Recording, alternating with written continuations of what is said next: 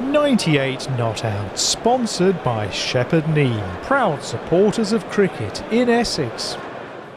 You're listening to Phoenix 98 FM. This is 98 Not Out, the weekly cricket show with myself, Darren Mutu, and Brett Sanders. And joining us on the phone is our first guest this week, the commercial manager from the Lord's Taverners, the cricketing charity. And we are very pleased to welcome Mr. Mervyn Ramsay. Merv, welcome to 98 Not Out. Evening. How are you? You on good form?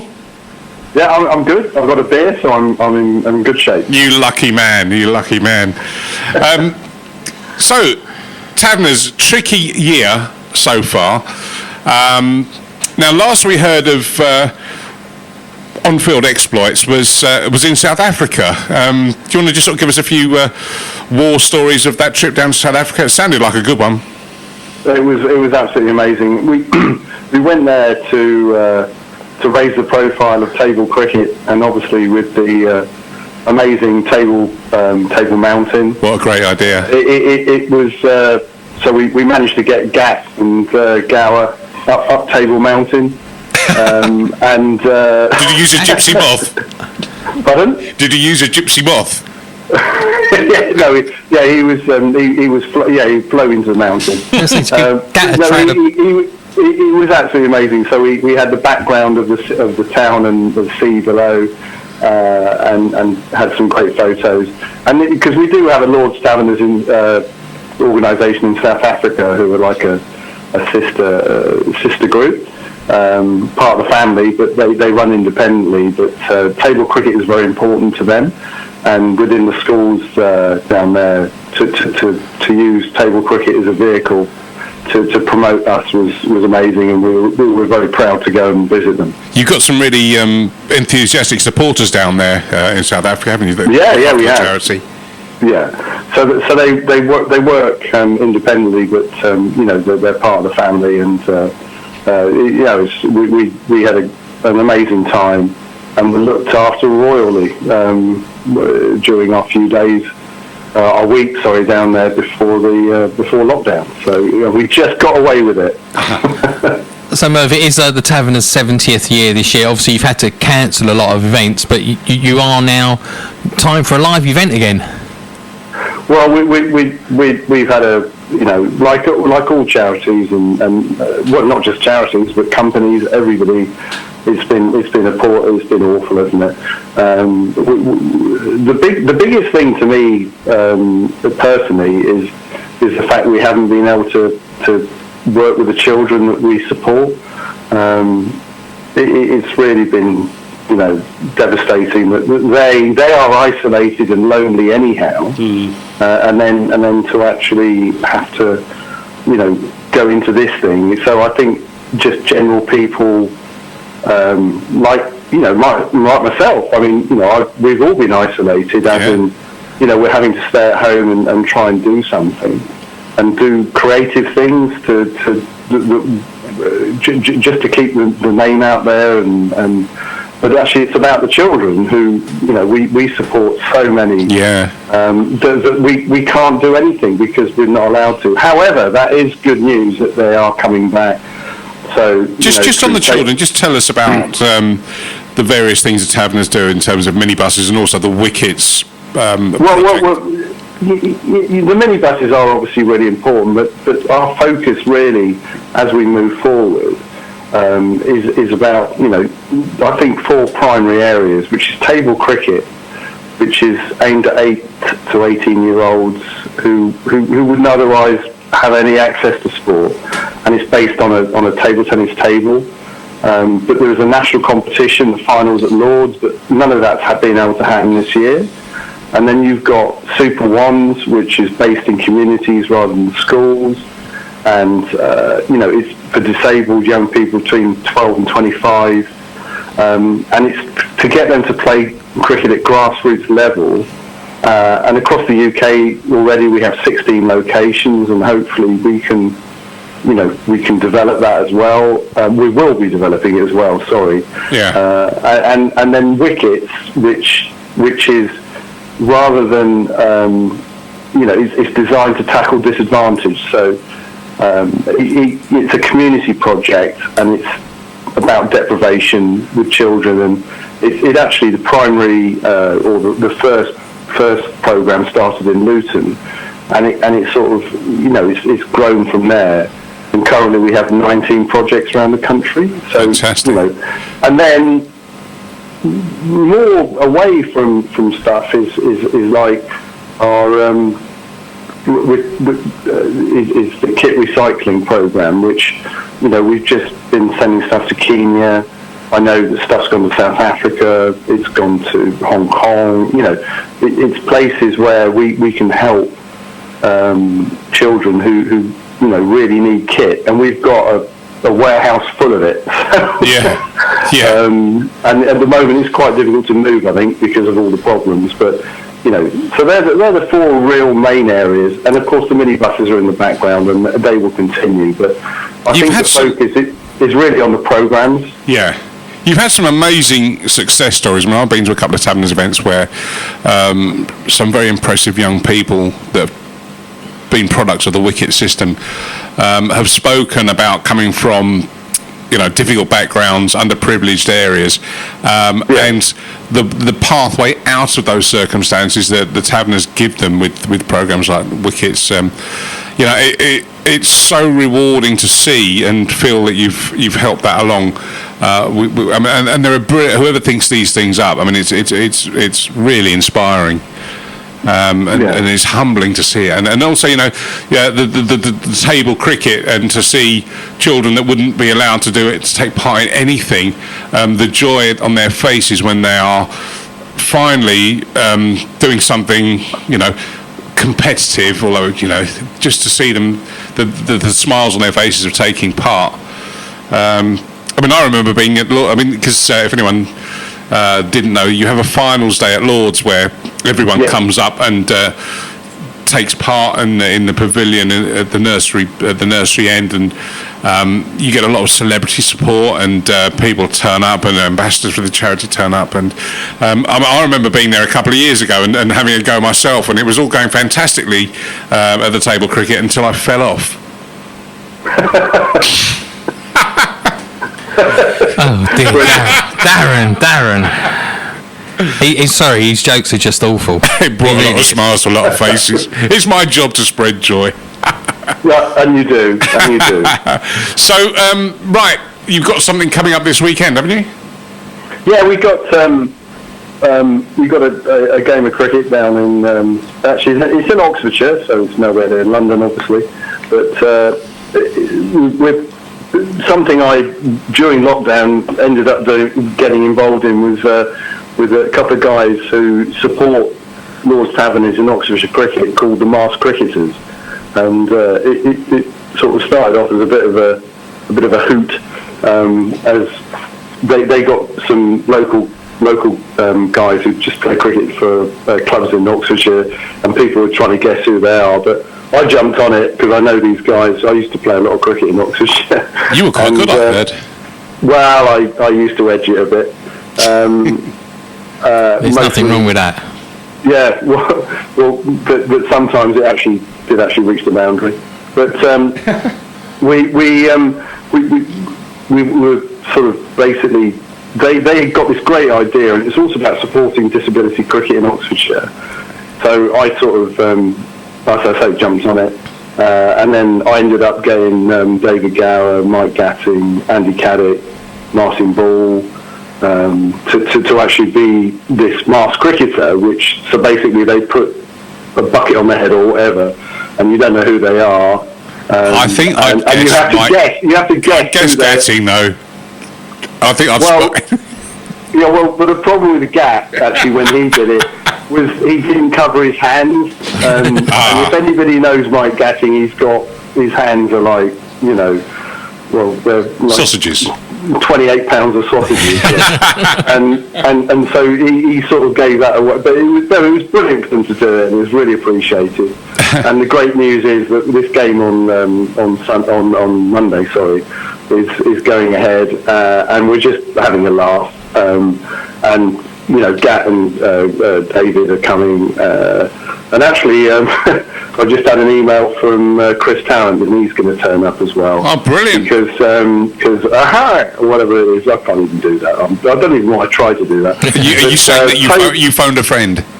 I'd say, yeah, Toby, his son, is a really big supporter. Yeah, he is. And he's actually not a bad bowler, and he's about 6'6", and runs in and does his thing. And Toby, who's also on the radio as well, he's a radio presenter. Yep. He is. Radio. Lovely lad. He's a lovely lad, and he's coming along. So Chris is coming too. Chris is a big supporter of the Taverners down the years as well, isn't he?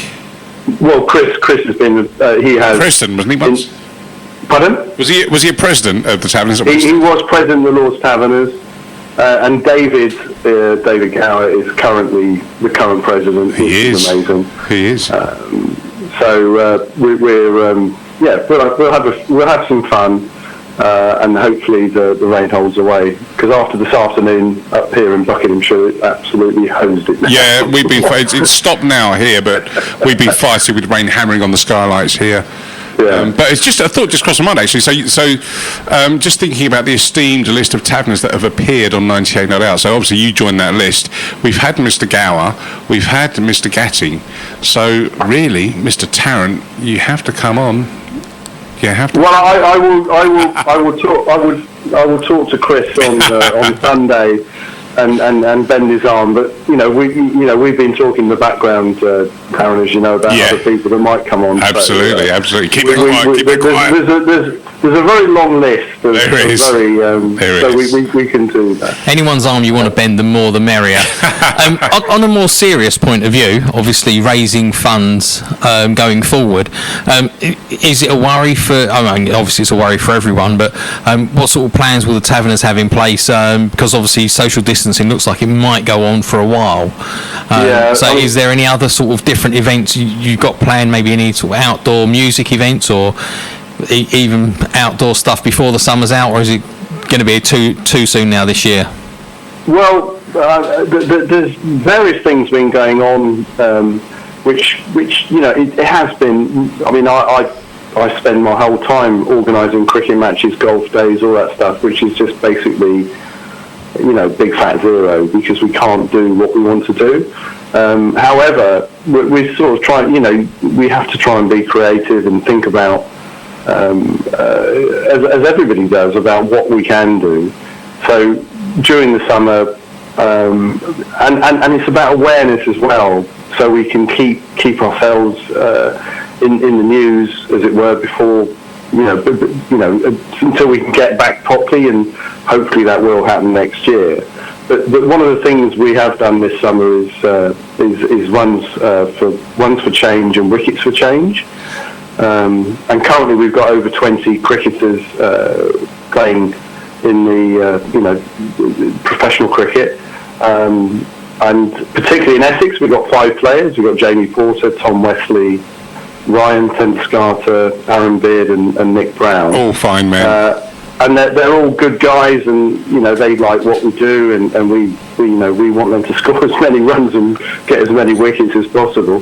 But it's also above that. We've got the Zach Crawley is one of our.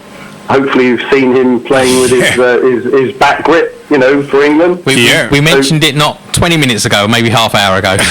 So when he when he scored his 270 whatever 267, that innings alone raised over £1,000 for the Tabs. Amazing. So, and it's all available. Obviously, I would say the website. Look at the website. Yeah, we'll put that on our social media and on our YouTube channel when we post this. And now the women's game is. Again, being inclusive as we are, and the women's game is starting this weekend with the competition they're having, we've got Heather Knight is signed up for wickets with a run for change. Brilliant. So and also somebody that very close to my heart is Chloe Hill, who is playing for the up in Birmingham for them in that region. And she's played for us since she was 17. She's now 23, and she's brilliant wicketkeeper, destined for great things. But we're trying to get more of the younger girls involved as well. But it's great that Heather's signed up. So we've basically we've raised over £5,000 through that during the summer with all the 20 players. But it's not. I say it's not a huge amount of money, but it's about the awareness. And if we'd had the opportunity to go out at the beginning of the season to talk to the clubs properly, we would have got a lot more involved. But it's just it's very, very difficult. I think as circumstances change, then we'll get back to those fantastic dinners and test match events that the Taverners do. What you'll have to do. Well, yeah. But the one thing, and of course I don't want to steal his thunder and whatever, but I've been working with Lloyd, obviously, who's you're going to be chatting to a bit later, and this project that he's absolutely bonkers. But Lloyd going out, to do the Three Peaks in October, it could, that has already, we were on BBC Breakfast, or Lloyd was, sorry. On Saturday, and over the next few weeks there's going to be a lot more airtime about that, and this could be something that could be incredibly positive for the Taverners as a whole, as something that it just raises the profile, so and hopefully raises lots of money as well. Yeah, well, he's an unmistakable figure, isn't he? And we will be talking to him about. Yeah. So I don't want to steal his thunder, but the fact is, I'm working very close with him on that. Yeah. As we've got a small team, just focusing on that, and I say it's going to be huge. I hope, and we're getting outside of the reach of our normal people. Just to get the opportunity to be on BBC Breakfast was fantastic, and they're going to follow the story. And I phoned Mike Bushell, who's also a Taverner, and he said, "Oh, make sure you tell them that he wants to go up one of the mountains with Lloyd." So it's fantastic. So now, before I let you go, again, the BBC will hopefully support that, and we've got lots of other media things we're looking at. Hopefully a few people that I know, a few of the media guys do listen to us, so hopefully they'll pick up on it, and a couple of the other stations do tend to suddenly follow us as well, so hopefully they'll hear about it, and a bit of retweeting and sharing about stuff. Why not, indeed. I can just see Darren joining in and walking up, Scarfell Pike or something. Backwards. I might give that one a swerve. I've got to be honest. I'm slightly more rotund than Darren. And before we let you go, Mervyn, just one last thing. Obviously, we are sat here in Brentwood, and you are no stranger to Brentwood personally, are you? Well, it is bizarre, and you played that song, which was very good of me to do so. And I went to Brentwood School. I was there from 12 to 18. I was fortunate enough to actually be able to hold a bat and catch a ball and bowl a ball. And I played in the Brentwood School first team for actually 5 years, believe it or not. My first game, I was 13 when I played in the school team, and one of my cohorts was Ian Pont. It's his birthday this week. So, and I still speak to him a lot. After it is over 40 years. It's really horrible to say that, but it's true. I was very blessed to go there. My dad was in the RAF, and I got to go to the school. Had a great time there, and was a boarder because my dad was always abroad and all that malarkey. Yeah. But it was a lovely place to play cricket, and I have very fond memories of Brentwood School. Fantastic. And I know your boy's coming on, isn't he? Yes, he is, and he's at Brentwood, and will be he's first 11 as well. So that's lovely, isn't it? we have lots in common. Merv, it's been an absolute pleasure having you on this evening. Don't forget, if you need a couple of idiots to host one of the games next summer, me and Darren will happily volunteer. Yeah, we'll come along. We'll bring a PA, and we might even. Hang on. Well, yeah, we're always looking. It's a shame because Norcross Daniel was going to do Monday, and I probably shouldn't say this in public, but I'm going to. But he had a phone call from Adam Mountford and saying, you've got to go up to Manchester now because the T20. Yeah, you've got to do it because Aggers doesn't want to go.